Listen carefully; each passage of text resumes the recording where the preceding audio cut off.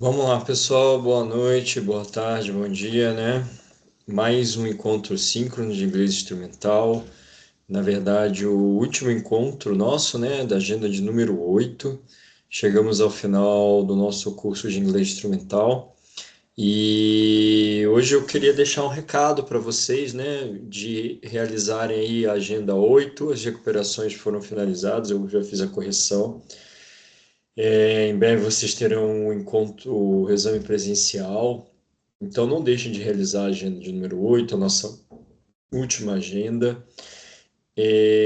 Espero que esse curso, né, essa disciplina de inglês instrumental, que eu sei que é um período curto aí, digamos 5 meses, tenha auxiliado vocês ou a revisar ou a aprender coisas novas, e, sobretudo, a despertar aquele interesse na língua inglesa para que no futuro vocês continuem o aprendizado, já que eu não preciso nem repetir, é essencial na área de tecnologia da informação, né? Em especial em desenvolvimento de sistemas. Então, assim, eu acho que esse é o legado que eu espero que a disciplina de inglês tenha deixado para vocês. A importância de estudar para a área de vocês, mesmo que inicialmente seja um estudo mais informal, através de aplicativos, vídeos na internet, e depois isso se desmembre num estudo mais formal, com professor ou curso de idiomas, enfim. Mas eu acho que vocês têm que manter esse contato com a língua inglesa como algo essencial da área de trabalho de vocês, né?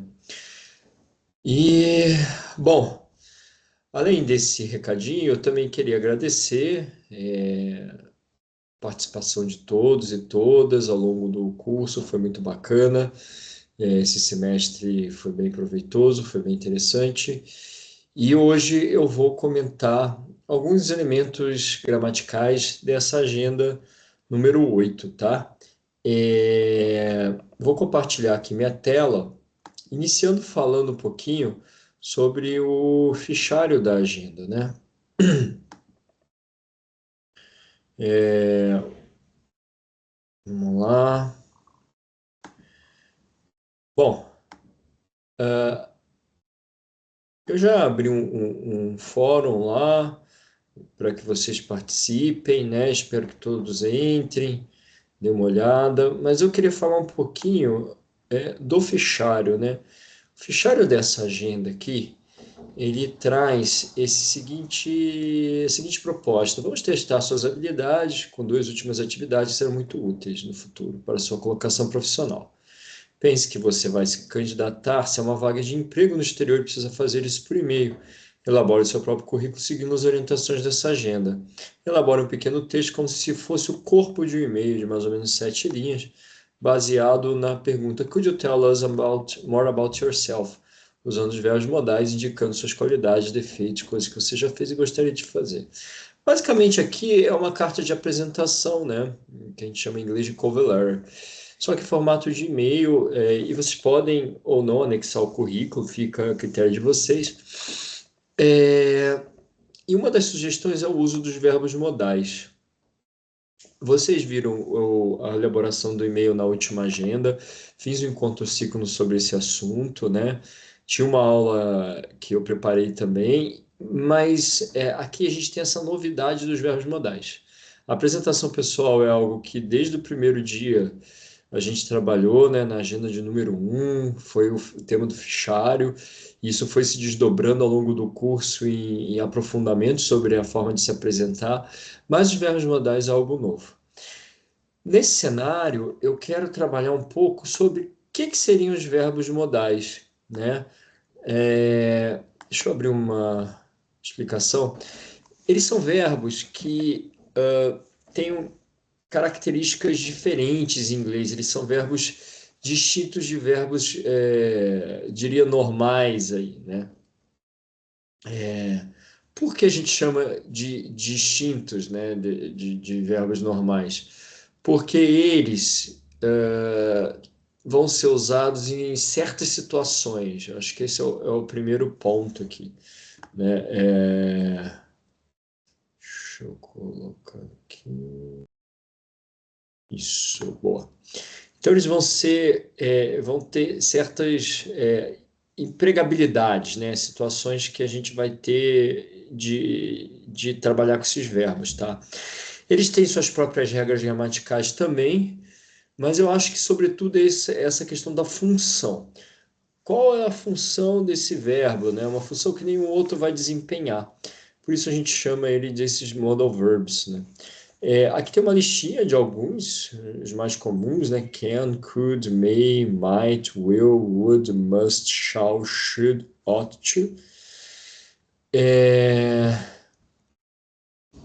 E aqui tem uma explicação. Por que eles são diferentes dos verbos normais? A gente não vai conjugá-los no presente, por exemplo. A gente não precisa de auxiliares, a gente vai fazer inversões. E a gente não vai ter o to depois deles, né, no verbo. Não. Então, por exemplo, you should go, você deve ir, não you should to go. Com exceção do ought to, que já está aqui com to. Isso são características formais, não, estruturais, né? Mas em termos de ideia, é isso que eu disse, cada um vai ter sua função. A primeira função que a gente tem é de probabilidade. Quando a gente está falando de probabilidade, a gente está falando de algo vir a acontecer ou não no futuro, né? E a gente tem aqui três tipos, tá? A gente também pode chamar de models of deduction, modais de dedução, especulação, certeza ou probabilidade. O primeiro tipo, must, né? It is snowing, so it must be very cold outside. Deve estar muito frio, né? Então é uma probabilidade muito alta, tá? I don't know where Joe is, não sei onde que ele está. He could have missed the train. Ele pode ter perdido o trem.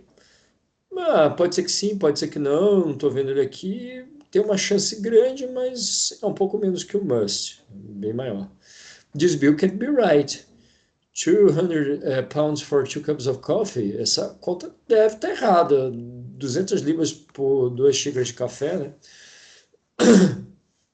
Probabilidade alta de estar errado. Então aqui, vejam, o uso do must, do could e do can't para trabalhar com probabilidade. A gente também pode trabalhar com may, que não está aqui, tá?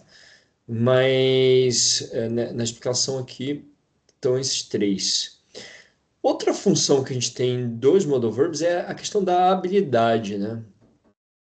Falar se a pessoa consegue ou não fazer algo, se ela tem essa habilidade ou não de fazer alguma coisa. Por exemplo, she can speak 6 languages. Ela consegue, ela é capaz de falar 6 línguas. My grandfather could play golf very well. Ele conseguia, ele podia, ele era capaz de jogar golfe.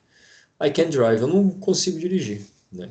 Então, aqui o can no presente e o could no passado, uma habilidade no passado, né? Tá falando do avô que já provavelmente faleceu, por isso o could, né? Então, aqui o modals para habilidade.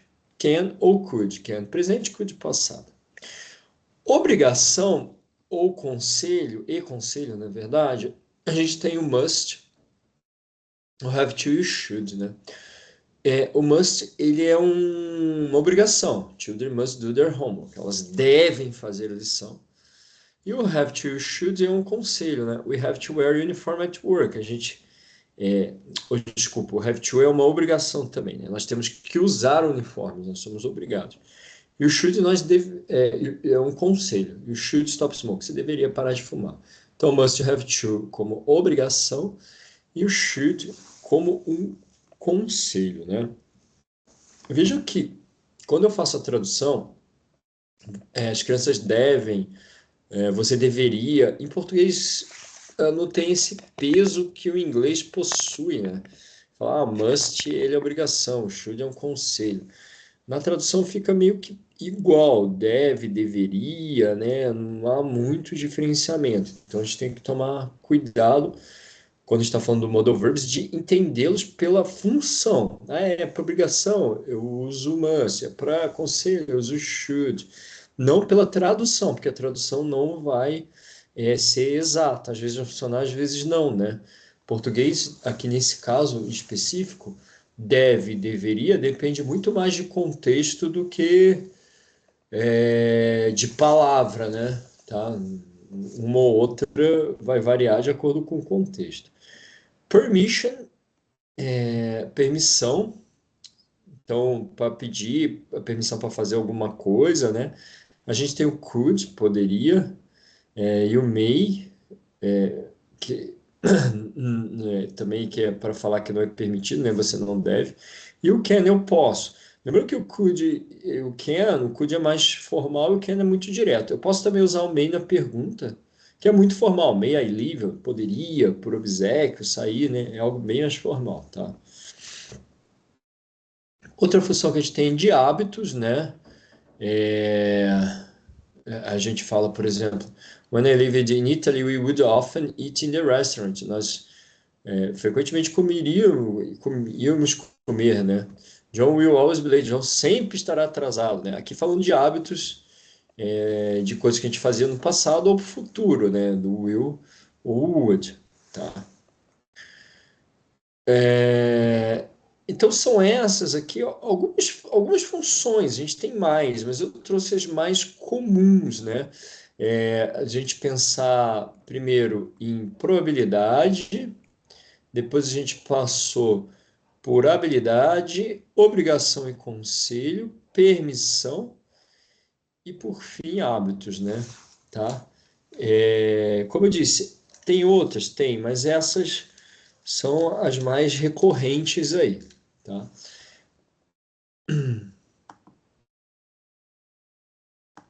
Ah, eu esqueci, deixa eu só abrir rapidamente para mostrar para vocês também um resuminho que eu acho bacana de trazer. Só um momento, tá carregando, então a gente tá um pouquinho lento.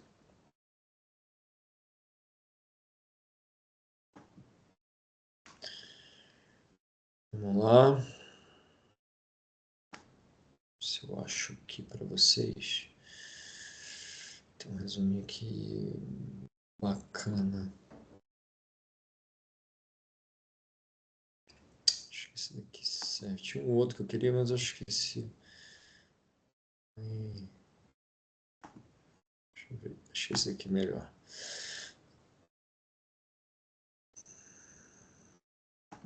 Se eu consigo abrir, vou mostrar para vocês aqui de uma maneira mais ilustrativa, né? Mais resumida.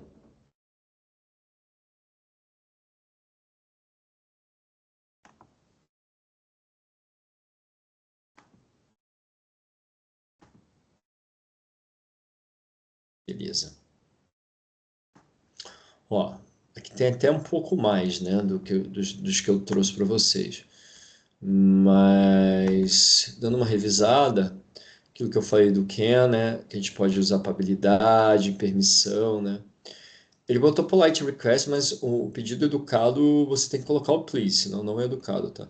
Tom can read, ele consegue ler, né? She can come with us, ela pode ser que venha com a gente, né? Uma possibilidade. O may, permissão, ou uma possibilidade do futuro, né? May I sit here? They may come tomorrow, aquilo que eu falei, que pode trocar o may lá na questão de probabilidade. O must para obrigação, né? Ou probabilidade também, alta possibilidade de acontecer, né? You must stop, você tem que parar, obrigado, né? We must have breakfast first. Nós devemos tomar café primeiro, tá? O will, né? A gente está falando do futuro, uma promessa, enfim. O shall, que não tinha lá, mas é o correspondente ao should, o shall é mais formal, mas a mesma ideia, né, de aconselhamento, de shall I call her? Eu deveria ligar para ela, sim ou não, né? Tô pedindo um conselho aqui. Ought to, que é uma recomendação formal, é igual o should ou shall aqui, mas mais formal. O would que a gente viu de o pedido ou o hábito no passado, né? Olha lá o should, que é o conselho, deveria, né? Should listen. O might, que não tinha lá, que é a possibilidade, que é semelhante ao may, e o use to, que seria um costumava, né? Que também não tinha lá. Então, esses são os mais comuns, né? Assim, com as suas funções. É isso que eu disse. O modal verb, ele não vai variar em termos de forma, de estrutura. E em termos de ideia, de função, do que ele expressa, ele vai ter vários tipos de função, né? Cada palavrinha, por isso as cores aqui, com uma função diferente, tá? Aqui a gente tem um exercício que eu separei para ilustrar. A gente tem que completar com esses modals que estão aqui, né? O able to ele é considerado modal, às vezes sim, às vezes não, mas enfim, está aqui. Então, por exemplo, it's very cold today. Do you think it? Então, a gente está falando de probabilidade, né? Pode ser, está muito frio. A gente pode pensar aqui que é o might ou must. A gente viu que os dois podem trabalhar com probabilidade. Vamos deixar para ver os outros contextos. Ó. You leave your door unlocked when you go out. Tem que deixar a sua porta aberta quando você sai. Pode ser um conselho, deveria, ou pode ser uma obrigação. Vamos deixar também. Tá vendo que depende muito do contexto. They have filled the car with petrol before they set off. Preencher o tanque do carro antes de sair. Acho que isso é uma obrigação, hein? Então vamos eliminar o must aqui. Beleza. Já viu que esse contexto já ficou mais definido. Ficou mais fácil da gente chegar do que os de cima que estavam abertos com possibilidade de vários verbos. My motorbike broke down in the middle of nowhere, but luckily I quebrou em um lugar, mas eu fui capaz, was able, de consertá-la. Mom says we watch TV after we have finished our homework. Ela disse que a gente pode. We can.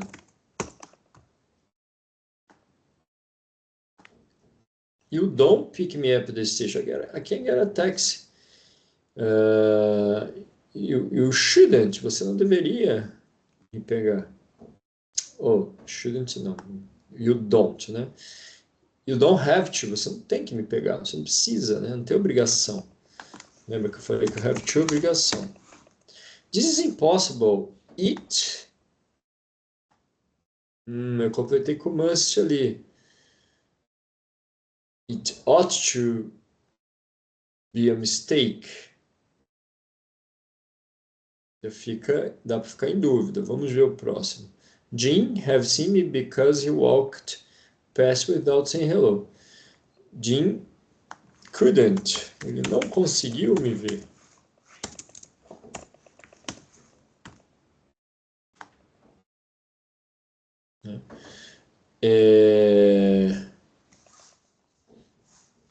Aqui, ó, tá frio. Você acha que pode ser might snow later?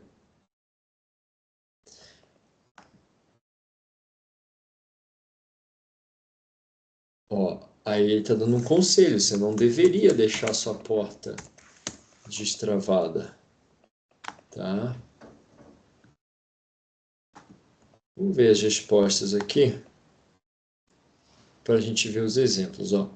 Might, possibilidade, aconselhamento, eles devem preencher o carro, fui capaz, minha mãe disse que nós podemos assistir a TV, né? You don't have to, você não tem que, deve ser um conselho, e aqui uma habilidade no passado. Então vejam, nesse exercício a gente tem que sempre ir analisando os contextos para ver qual é a palavra que a gente vai escolher de acordo com a função, tá?